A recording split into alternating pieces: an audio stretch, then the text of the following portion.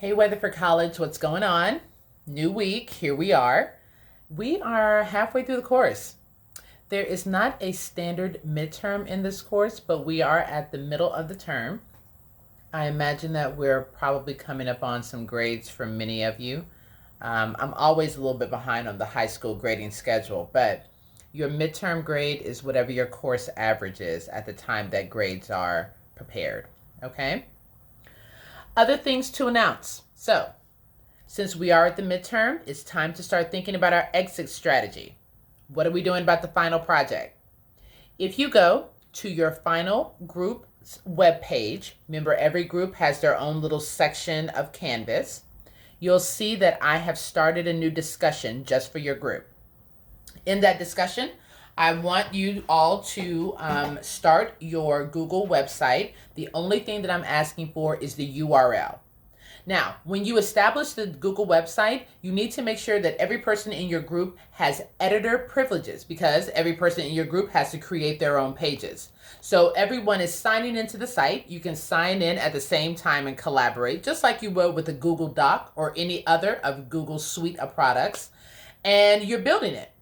So what I'd like is by next Monday, the 18th, that everyone has dropped the URL, the link to their Google project site, into that discussion on your group's homepage, okay? So that way it's there and people can start working and I can also see a little bit of your progress. So this is your final reminder that the empirical and quantitative assessment is due on the 17th. That's using the Federal Reserve of St. Louis economic database data. That's probably a little bit redundant, but you should be getting your hands very dirty with that website, and hopefully you are not procrastinating and waiting until the last minute, as it is pretty detail oriented and does require you to think pretty rigorously about how to respond.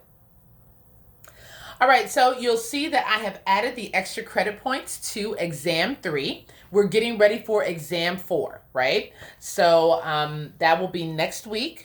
Same thing as before. If you know that you're going to miss the exam, let's talk before the exam date gets there. For this particular exam, we do not have a cheat sheet, but I will do my very best to post a practice exam to give you the opportunity to get a couple of points of extra credit when you take it. It's a busy week for me. It's midterms over here, so I'll do my best. But I did see that the practice exam and the offer of extra credit was an incentive to a few of you, so maybe a few more of you I can motivate as well. So I need to grade the discussion 6. Discussion 7 is up, and that's going to be due after the weekend or Sunday night, I believe.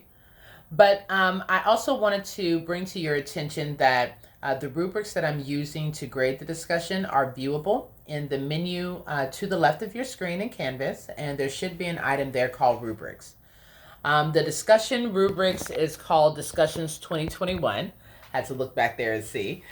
And honestly, guys, I'm looking for you to use a citation that's not one that I gave you, right? If you're citing the article that you had to read anyway, you didn't do any work. So, no points if you're only citing the article that I gave you, right? Also, if all of your citations are just footnotes at the bottom of your discussion entry, a few points, but not full credit, because how do I know what you're referring to? What part of your post is that from? Is your whole post from that? Is none of that original? That shouldn't give you any credit. But you should be, writing a sentence that's your own, writing a sentence that you're paraphrasing or that you're directly quoting or that you're summarizing. And then after that sentence, you're opening up a parentheses and you're putting in there where it's coming from and then closing parentheses. Where it's coming from may be a link. Where it's coming from may be the name of the entire source. Where it's coming from may be a number that refers to a footnote. But either way, I should know every single sentence. Is this yours or is this someone else's? That's how you get full credit for the MLA citations, okay? All right, so check out that rubric, finish up your empirical and quantitative assessment, and also post your URL to your Google Sites final project, and I'll see you in a few days.